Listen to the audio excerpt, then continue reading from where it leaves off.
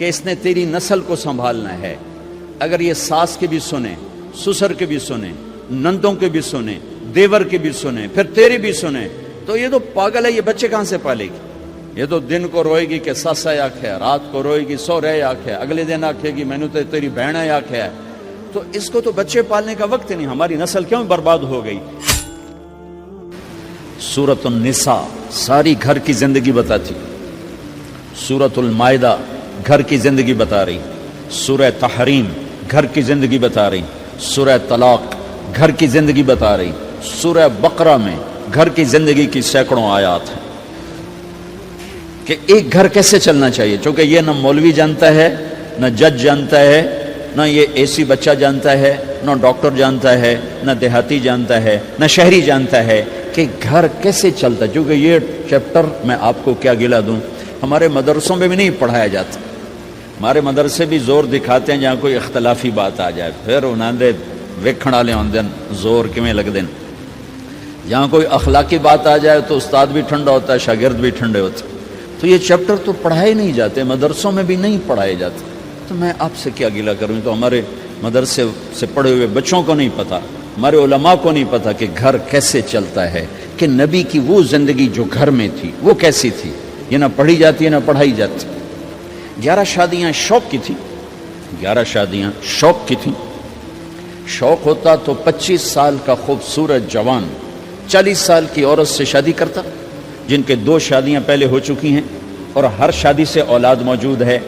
اور آپ ایسے حسین ہیں کہ حضرت عائشہ فرماتی ہیں کہ یوسف علیہ السلام کو دیکھ کر عورتوں نے ہاتھ کاٹے تھے، میرے محبوب کو دیکھتی تو سینے چیر کے بیٹھ جاتی. اور ام معبد ایک بدو عورت نے آپ کا حلیہ بیان کیا تھا، رأیت رجلا ظاہر الوضاء ابلج الوجہ، میں نے ایک جوان دیکھا یوں لگا جیسے چاند زمین پہ اتر آیا. کیا کہنے، لم تعبہ فجلا لم تزری بہ سعلا، نہ پیٹ آگے نکلا ہوا، نہ سر کے بال اڑے ہوئے، حسین دیکھتے ہی نظروں میں جچ جانے والا، وسیم جتنا دیکھوں اتنا دیکھنے کا شوق بڑھتا چلا جائے، قسیم جدھر سے دیکھوں حسن ہی حسن نظر آئے. ان تکلم علیہ البہا، بولے تو نور چھا جائے، ان سکت علیہ الوقار، چپ ہوں تو وقار چھا جائے. ادعج موٹی آنکھ، اکحل سرمگی، اشکل لمبی، احور سیاہ، اہدب پلکیں دراز، فی عینیہ دعج، آنکھوں میں ایک کشش، فی صوتہ سحل، آواز میں جادو، فی عنقہ سطع، گردن سراہی دار، فی لحیتہ کفافہ، داڑھی بڑی خوبصورت، سہل الخدین، گال بڑے خوبصورت، نہ پچکے نہ ابھرے، ولیع الفم، ہونٹ جیسے گلاب کی پنکھڑی، براق الثنایا، دانت ایسے تھے مسکراتے تھے تو دانتوں سے نور نکلتا دکھائی دیتا تھا. عظیم الہامہ، بڑا سر، شدید سواد الشعر، سیاہ کالے بال، رجل الشعر، نیم گھنگریالے بال، واسع الجبین، چوڑا ماتھا، ازج الحواجب، بھمیں گول کمان جیسی، اشم ناک یہاں سے اٹھا، اقن العرنین آگے سے باریک، لہو نور یعلوہ، یہاں نور جگمگ جگمگ کرتا رہتا تھا. ان فرقت عقیقت و فرق و الا فلا، جب کبھی مانگ نکالتے، کبھی نکالتے تھے کبھی نہیں نکالتے تھے، جب کبھی مانگ نکالتے اور پگڑی شریف اتارتے، ٹوپی اتارتے تو مانگ سے نور نکلتا نظر آتا تھا. ایسے جوان کو لڑکی نہیں ملے گی، ایسا حسن و جمال. ام عائشہ رضی اللہ عنہ وہ سی رہی تھی کرتا سی رہی تھی کپڑا، تو سوئی گر گئی تو کمرے میں اتنی روشنی نہیں تو اس کے وہ یوں کر رہی تھی. اتنے میں میرے نبی اندر آئے تو آپ کے چہرے کے نور سے سوئی چمکنے لگی. ایسا حسن و جمال. اور 40 سال کی عورت سے شادی ہو رہی اور 25 سال ان کے ساتھ گزار دیے، 50 برس کے ہو گئے. 50 سال کے بعد 10 شادیاں، جبکہ شوق اور خواہش ختم ہوتی چلی آ رہی ہوتی ہے. میرے نبی نے کہا ما زوجت وما تزوجت الا بوحی من السماء نزل به جبرائیل، فرمایا لوگوں میں نے جہاں شادی کی، میں نے جہاں بیٹی دی، پہلے آسمان سے وحی آئی، پھر میں نے قدم اٹھایا۔ پھر فرمایا میں نے جہاں شادی کی، میں نے جہاں بیٹی دی، آسمان سے بشارت آئی کہ سب جنتی ہیں، سب جنتی۔ یہ شوق کی شادیاں نہیں تھیں، یہ امت کو سکھانے کے لیے معاشرت کے احکام بارش کی قطروں کی طرح ہیں۔ نماز، روزہ، حج، زکوٰۃ کے احکام مختصر، 5 وقت نماز پھر چھٹی، سال میں 1 دفعہ زکوٰۃ پھر چھٹی، زندگی میں 1 دفعہ حج پھر چھٹی۔ لیکن 24 گھنٹے میرے ساتھ کوئی لگا ہوا ہے، میں کسی کے ساتھ لگا ہوا ہے، میرا کبھی روپ باپ کا ہے، کبھی خامد کا ہے، کبھی بھائی کا ہے، کبھی بیٹے کا ہے، کبھی سسر کا ہے، کبھی چاچے کا ہے، کبھی مخالف کا ہے، کبھی مسجد میں ہے، کبھی دکان پر ہے، کبھی جج کی کرسی ہے، کبھی اے سی کی کرسی ہے، کبھی قائد ہے، کبھی ماتحت ہے، کبھی افسر ہے، کبھی چپڑاسی ہے۔ میرے تو لاکھوں روپ ہیں، ہر روپ میں میرا اللہ کیا چاہتا ہے، بارش کے قطروں کی طرح احکام ہیں ہماری طرف۔ اس میں سے ایک یہ مجلس ہے شادی کی کہ ایک لڑکا اور لڑکی کیسے زندگی گزارے، یہ سمجھانے کے لیے، خامد اور بیوی کیسے زندگی گزاریں یہ سمجھانے کے لیے میرے نبی نے 11 شادیاں کی، اور اپنی عرب کی معاشرت کو توڑ کر اپنی معاشرت ان پر نافذ فرمائی اور اپنی خوبصورت زندگی ان تک پہنچائی۔ عرب میں عورت کو ذلیل سمجھا جاتا تھا، اب بھی کوئی خاص عزت کوئی نہیں ہے، تو میرے نبی نے فرمایا خیرکم خیرکم لأہلہ، سب سے بہترین مسلمان وہ ہے جو بیوی سے اچھا سلوک کرتا ہو۔ وما انا خیر لأہلی، اور تم سب میں میرا سلوک اپنی بیویوں کے ساتھ سب سے اچھا ہے، سب سے اچھا ہے۔ آپ مجلس میں تشریف فرما ہیں، تنہا نہیں بیٹھے ہوئے، لوگ بیٹھے ہوئے ہیں۔ ایک صحابی پوچھتے ہیں یا رسول اللہ آپ کو سب سے زیادہ کس سے محبت، آپ کو سب سے زیادہ کس سے محبت؟ سبحان اللہ، کیا زندگی سمجھائی ہے میرے نبی نے۔ بھائیو کچھ سیرت پڑھا کرو اللہ کے واسطے، صرف اخبار دے مگر ہی نہ لگے رہا کرو، میرے نبی کی زندگی کچھ پڑھا کرو، صحابہ کی زندگی پڑھا کرو، صحابیات کی زندگی پڑھا کرو۔ میرے نبی سے مسجد میں الگ نہیں، اکیلے نہیں، مسجد میں لوگوں کے سامنے ایک شخص پوچھتے ہیں یا رسول اللہ آپ کو سب سے زیادہ کس سے محبت ہے؟ آپ نے کہا عائشہ سے۔ ہمارے ماحول میں کوئی یہ کہہ سکتا ہے مجھے اپنی بیوی سے سب سے زیادہ پیار ہے؟ اس سے ویلے انہاں فتویٰ لا بے اران مرید آ گیا نہیں بھائی، آئے ویکھو بھائی زان مرید آ گیا جے۔ جس سے سب سے زیادہ محبت کرنی تھی اسی کو سب سے زیادہ ذلیل کرتے ہیں۔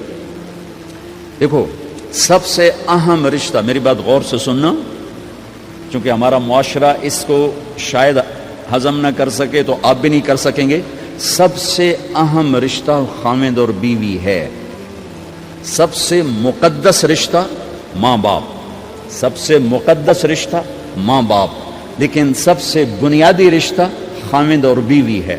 اللہ نے پہلا رشتہ جو دھرتی پہ قائم کیا وہ ایز اے ماں باپ نہیں، ایز اے خامد اور بیوی۔ آدم کو خامد بنایا، حوا کو بیوی بنایا، پھر انہی کو ماں باپ بنایا، انہی کو دادا دادی بنایا، انہی کو نانا نانی بنایا، انہی کو ساس اور سسر بنایا۔ سارے رشتے خامد اور بیوی سے جنم لیتے ہیں، آگے یہی 2 رشتے روپ بدلتے ہیں۔ خامد اور بیوی کا رشتہ سب سے بنیادی ہے، سب سے اہم ہے، سب سے بڑا ہے، اور سب سے پہلا ہے اور سب سے آخری ہے۔ پہلا رشتہ بھی خامد اور بیوی کا قائم ہوا، اور دنیا میں بھی آخری رشتہ خامد بیوی رہ جاتا ہے۔ پتران دی شادی ہو گئی، دیاں دی بھی شادی ہو گئی، بڈھا بڈھی کلے بیٹھے۔ ہمارے دیس کی کہانی کیا، میرے گھر کی کہانی۔ میں تبلیغ میں، میرا چھوٹا بھائی لاہور میں، بہنیں اپنے گھر، ماں پیو کلے بیٹھے ہوئے، ہمارے پاس آنے کے لیے تیار نہیں، اپنی جگہ چھوڑنے کے لیے تیار نہیں۔ پھر باپ فوت ہو گئے تو ہم نے منتیں کر لیں اپنی ماں کی کہ میں فیصل آباد میں رہتا ہوں، میرا بھائی لاہور میں ہوتا ہے، کہ ساڑھے کو آ جاؤ نا پتر، میں توڑے پیو دی جا نہیں چھڑنی۔ نہیں آئے ہمارے پاس، تنہا زندگی گزار دی۔ ہم تو آئے مہمانوں کی طرح آئے اور چلے گئے، تنہا زندگی گزار دی۔ تو پہلا رشتہ خامد اور بیوی، آدم اور حوا۔ پھر دنیا میں بھی اگر زندگی ہے، پہلے مر جاؤں تو الگ بات ہے، اگر زندگی ہے تو پھر آخری رشتہ خامد اور بیوی۔ اور جنت میں جا کے ہمیشہ کا رشتہ خامند اور بیوی. ہر آدمی اپنی بیوی کے ساتھ اور ہر عورت اپنے خامند کے ساتھ جنت میں جوڑا جوڑا ہوں گے. بچے اپنی جنت میں، ماں باپ اپنی جنت میں، ساس سسر اپنی جنت میں، بھائی بہن اپنی جنت میں. جنت میں بھی خامند اور بیوی کا اللہ نے ساتھ بنایا ہے. یہ رشتہ سب سے اہم رشتہ ہے. اس رشتے کو باقی رکھنے کے لیے اللہ تعالیٰ نے سینکڑوں آیات اتاری اور اس میں دخل اندازی کے لیے کوئی راستہ نہیں چھوڑا. اولاد کو بھی نہیں چھوڑا کہ خامند اور بیوی کے رشتے کو. بعض بیویاں ایسی نادان ہوتی ہیں کہ اولاد کی محبت میں خامند کو ڈیگریڈ کرتی ہیں. بعض خامد ایسے نادان ہوتے ہیں اپنے ماں باپ کے احترام میں بیوی کو ذلیل کرتے ہیں. اپنے بہن بھائیوں کی سن سن کر اپنی بیوی کو مارتے پیٹتے ذلیل کرتے ہیں. یہ ہر گھر کی کہانی ہے. ان دونوں سے میرے اللہ نے روکا ہے. خامند اپنی بیوی کو سب سے زیادہ عزت دے، بیوی اپنے خامند کو سب سے زیادہ عزت دے. حقوق میں سب سے بڑا حق اب خامند اور بیوی کا ایک دوسرے کے ساتھ جوڑا گیا ہے کہ ان سے نسل چلنی ہے، ان سے نسل چلنی ہے. آپ حیران ہوں گے، بیوی کے ذمہ خامند کی روٹی پکانا شریعت نے نہیں لگایا، تو خامند کے ماں پیو کی روٹی کیسے ذمہ ہوگی؟ خامند کے بہن بھائیوں کی روٹی کیسے ذمہ ہوگی؟ کتنی بہنوں نے گھر اجاڑ دیے بھائیوں کے، کتنے ساس سسر نے اپنے بیٹے کے گھر اجاڑ دیے. یہ چاروں طرف پھیلی ہوئی کہانیاں بتا رہا ہوں، کوئی خواب نہیں سنا رہا ہوں، کوئی باہر کی زندگی نہیں بتا رہا ہوں کہ جوائنٹ فیملی سسٹم بہت اچھا ہے اگر شریعت کا پتہ ہو، اور بہت برا ہے اگر شریعت کا پتہ نہ ہو. چڑا چڑی بھی اکٹھے ہوتے ہیں تو گھونسلہ الگ بناتے ہیں کہ ساس سورا کے دائیں سرتے نہ آ پاوے. ہمارے دوست ہیں مار ظفر حراج، میں تو ان کی بات سن کے حیران ہو گیا. کوئی دین کا پتہ کوئی نہیں، شریعت کا پتہ کوئی نہیں، بہت شریف آدمی، ہمارے قریب پڑوسی ذمہ دار ہیں. تو ان کے بیٹے کا نکاح پڑھانے میں گیا، جیسے ابھی عزیز کا نکاح پڑھانا، ان کے بیٹے کا نکاح تھا. تو ابھی مہمان نہیں آئے تھے تو میں سے بیٹھے تھے، تو مجھ سے کہنے لگے مولانا صاحب میری بیگم میں نے آخیا کہ گل سن آپ ہن ہنڈ گئے ہیں، ان کر میرے پتر دا گھر وکھرا بنا. او نوے اساں کہ دی دھی لائے تے آئیے تو مڑ اساں اودے تے سر تے بیٹھے ہوئیے، پہلے میرے پتر دا گھر وکھرا بنا، او دی ڈولی وکھری لایا تو مڑ میں شادی کرساں پتر دی. چلو وہ تو طاقت رکھتے تھے، انہوں نے الگ گھر بنایا. شریعت نے یہ عورت آنے والی لڑکی کا حق رکھا ہے کہ اگر خامند کے پاس طاقت ہے تو اس کو الگ گھر دے. اگر وہ ڈیمانڈ کرے کہ آپ مجھے الگ گھر لے کر دیں تو یہ ماں باپ کی نافرمانی نہیں، یہ حق تلفی نہیں، اس آنے والی کا حق ہے کہ اس نے تیری نسل کو سنبھالنا ہے. اگر یہ ساس کے بھی سنیں، سسر کے بھی سنیں، نندوں کے بھی سنیں، دیور کے بھی سنیں، پھر تیرے بھی سنیں، تو یہ تو پاگل ہے. یہ بچے کہاں سے پالے گی؟ یہ بچوں کی تربیت کب کرے گی؟ یہ تو دن کو روئے گی کہ سس ہے آکھے، رات کو روئے گی سو رہے آکھے، اگلے دن آکھے گی میں نے تو تیری بہن ہے آکھے. تو اس کو تو بچے پالنے کا وقت نہیں. ہماری نسل کیوں برباد ہو گئی کہ ماؤں نے اپنی ڈیوٹی چھوڑ دی ہے. 3 سال کا بچہ سکول میں ڈالنے بلا سکول والوں کیڑی فکر ہے، انہوں نے پیسے لے کے انہوں کھڈاونا. میرے نبی نے کہا 7 سال تک تو نماز بھی نہ کہو، گلے سے لگا کے رکھو. 7 سال تک نماز بھی نہ کہو، بس اس کو قریب کرو قریب کرو قریب کرو. 10 سال میں جا کے نماز کہو. 3 سال کے بچے کو ڈالتے ہیں اسکولوں میں، اس کے لاشعور میں ماں باپ سے نفرت پیدا ہو جاتی ہے. یہ میری اب بیتی ہے. اللہ نے مجھے تبلیغ میں لگا دیا تو شریعت پڑھنے کے بعد اللہ نے میرا سر جھکا دیا، ورنہ میں تو بالکل باغی ہوتا. تو میرے نبی فرما رہے ہیں 7 سال تک نماز بھی نہ کہو، بس سینے سے لگا کے رکھو تاکہ تمہاری صفات منتقل ہوں اور تمہاری محبت ان کے اندر منتقل ہو. تو جب بیوی پر پورے گھر کا بوجھ پڑ گیا تو وہ اپنے بچوں کو کب پالے گی اور بچوں کی کب وہ تربیت کرے گی؟ وہ تو صبح سے شام تک چولہے پر تھک چکی ہے، اور اوپر سے جو تانے ہیں وہ الگ ہیں، جلی کٹی، کبھی ساس کہہ رہی، کبھی سسر کہہ رہا، کبھی بہنیں، کبھی دیور. تو وہ تو بالکل بیچاری پاگل ہو جاتی. کہیں اس کا الٹ بھی ہوتا ہے، آنے والی ایسی آتی ہے کہ پورے گھر کو تباہ کر کے ماں باپ کو بھی دھکا دلا کے اپنے خامند کو لے کے نکل جاتی. ایسا بھی ہے لیکن یہ بہت کم ہے. ابتدائی رشتہ خامند اور بیوی ہے. خامند اور بیوی یہ ابتدائی رشتہ ہے. اللہ نے آدم کو بنایا اور حوا کو ساتھ بیوی بنایا، اولاد بعد میں دی. اور ایک اور بات، آدم کو بنا دیا مٹی کا پتلا کٹھا کر کے، مٹی کٹھی کر کے پتلا بنا دیا. 40 سال کے بعد روح ڈالی، چل بھائی جا جنت، اور اکیلے بھیج دیا، بیوی نہیں دی. حالانکہ اللہ چاہتا تو ساتھ ہی حضرت حوا کی مٹی کا ڈھیر بھی لگا دیتا، اس کا پتلا بھی تھپ دیتا، فرشتوں سے تھپوا دیتا، اور پھر 40 سال کے بعد دونوں کو کٹھا جنت میں ڈالتا. بہت سارے پیغام، اس میں بہت سارے پیغام.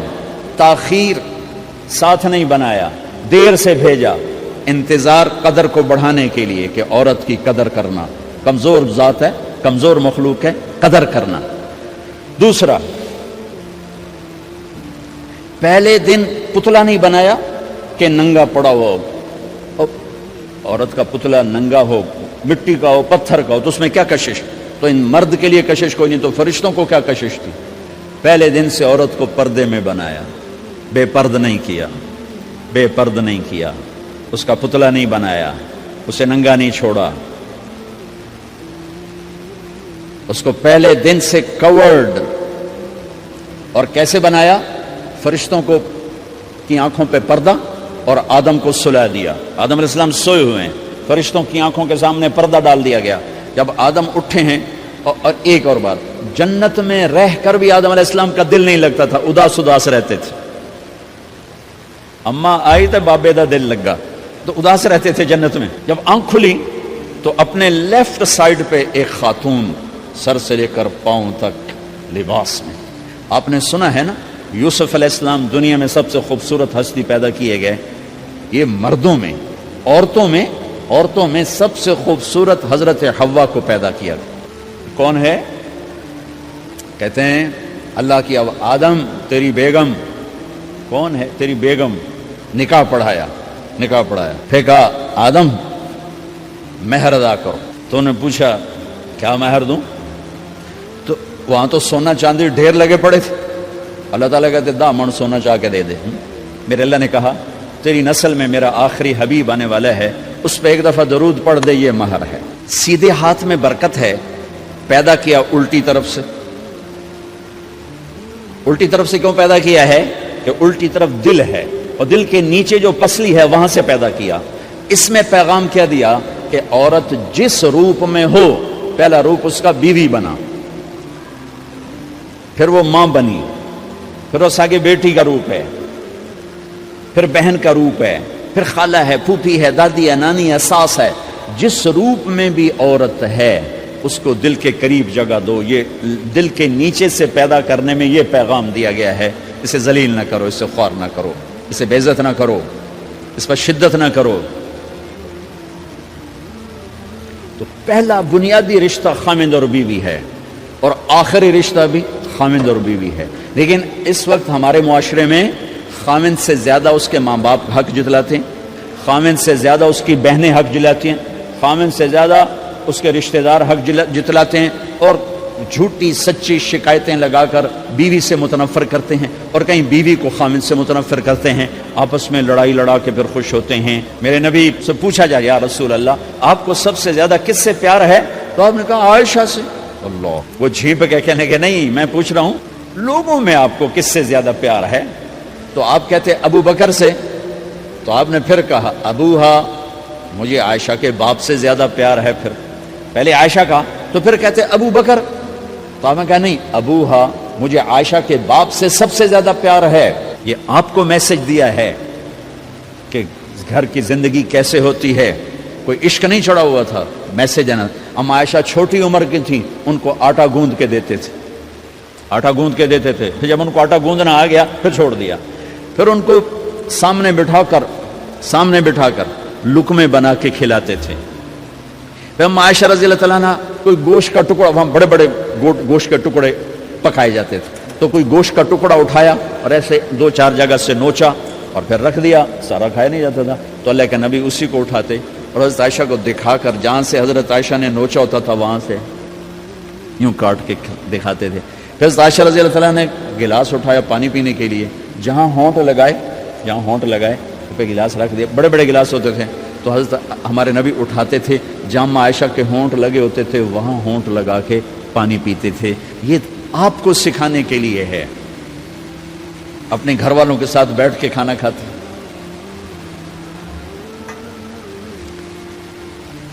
یہ میرے نبی کی معاشرت ہے، یہ میرے نبی کی زندگی۔ گھر میں جھاڑو دیتے، اپنے کپڑے خود دھوتے،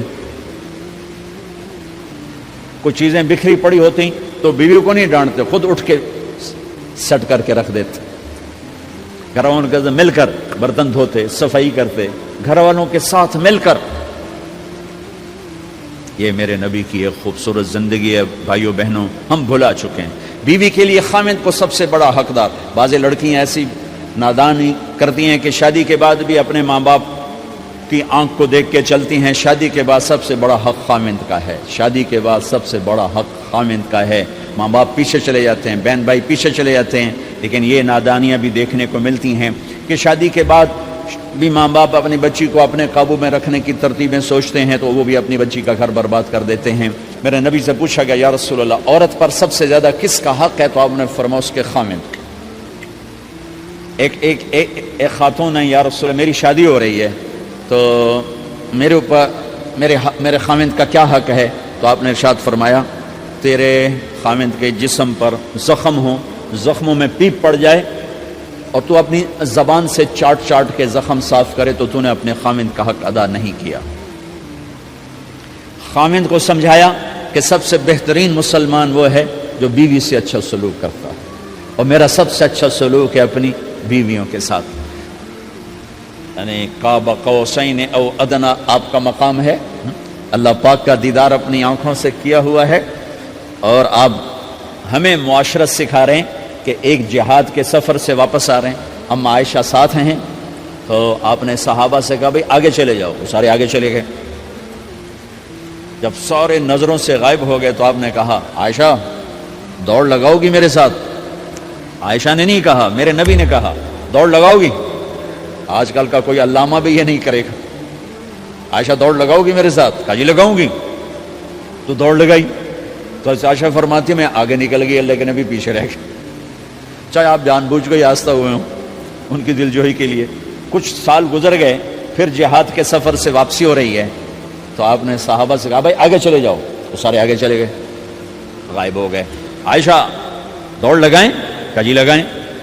تو فرمایا کہ ان دنوں میں ذرا موٹی ہو گئی تھی, جب دوڑ لگائی تو اللہ کے نبی آگے نکل گئے. تو پھر آپ نے کہا عائشہ ہذہ بتلک, عائشہ اب تیرا میرا حساب برابر ہو گیا. اس دفعہ تو آگے نکل گئی, آج میں آگے نکل گیا. یہ میرے نبی کی معاشرت ہے کہ بھری محفل میں کہہ رہے ہیں مجھے عائشہ سے سب سے زیادہ پیار ہے.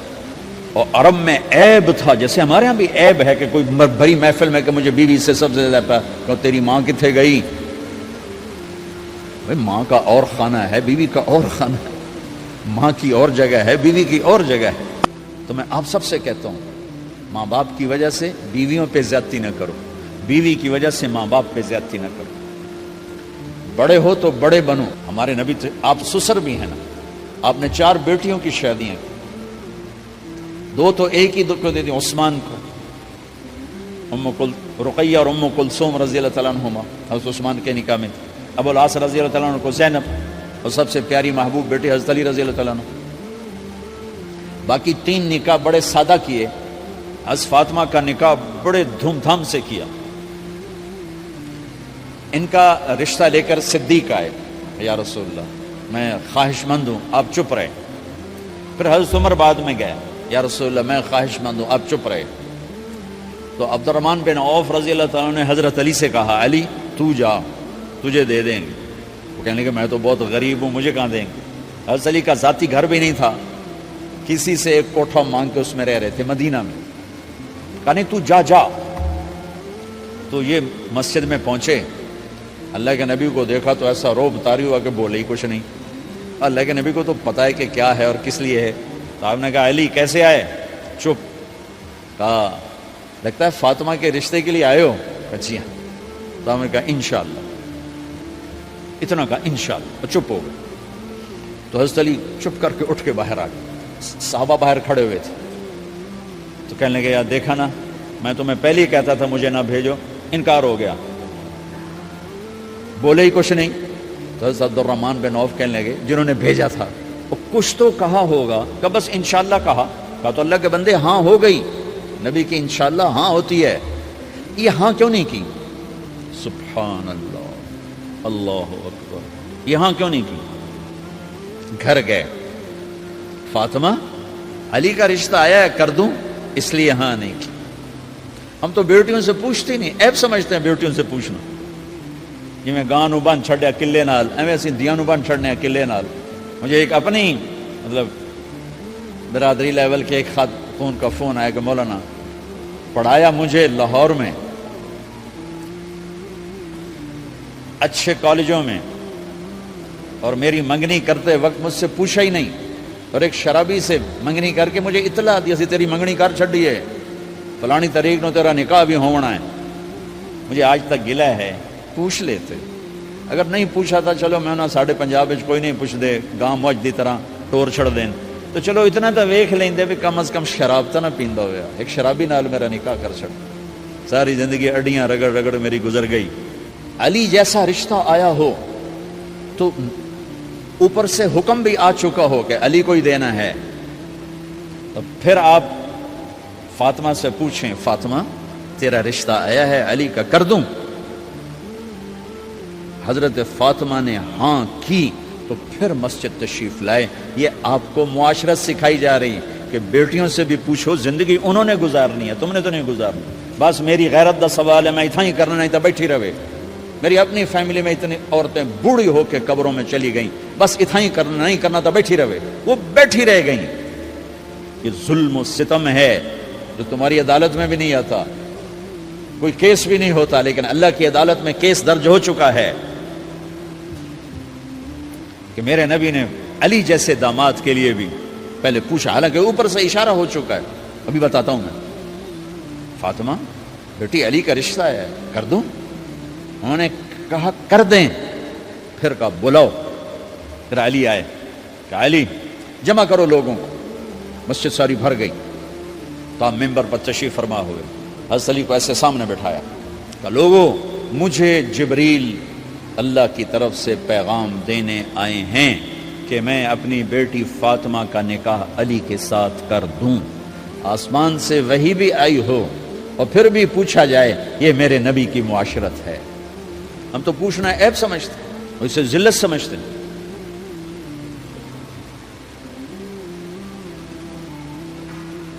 پھر آپ نے اتنا بڑا اہتمام کیا. مسجد نبوی پرانی جو آپ کے زمانے کی تھی، بہت بڑا ہال تھا، اس کا بھرا ہوا تھا. آپ نے سب کو شہد کا شربت پلایا، خود نکاح پڑھایا، نکاح کا خطبہ پڑھ کیا. پھر کہا علی میں نے فاطمہ بنت محمد کو 400 درم مہر کے عوض تمہارے نکاح میں دیا، تو نے قبول کیا؟ انہوں نے کہا جی میں نے قبول کیا، اور سجدے میں چلے گئے اور زور سے دعا مانگی، رب اوزعنی ان اشکر نعمتک التی انعمت علی وعلی والدی وان اعمل صالحا ترضاہ واصلح لی فی ذریتی انی تبت الیک واننی من المسلمین. میرے نبی نے کہا آمین، زور سے کہا آمین. نکاح ہو گیا. رخصتی ہوئی 6 مہینے بعد، 1 مہینے بعد، 1 سال بعد. 3 روایات ہیں، فوراً 4 روایات، لیکن زیادہ صحیح ہے دیر کے بعد، فوراً نہیں ہوئی، کچھ عرصے کے بعد رخصتی ہوئی. حضرت عقیل آپ کے بھائی وہ کہنے لگے علی اب رخصتی ہو جانی چاہیے. تو یہ دونوں مل کر آئے سلمان فارسی کے پاس کہ سلمان بھائی ہماری رخصتی کروا دو. سلمان فارسی کو بڑا احترام تھا. انہوں نے جا کر بات کی ام سلمہ رضی اللہ تعالیٰ عنہ سے. ام سلمہ نے بات کی اللہ کے نبی سے، کہا ہاں آ جائے، لے جائے. تو علی رضی اللہ تعالیٰ عنہ اپنی اونٹنی لے کر آئے. تو حضرت علی کا گھر وہ کرائے پر گھر تھا ایک کونے پر. تو وہاں اسماء بنت امیس اور ام ایمن گئیں اور اس کے فرش کو لیول کیا.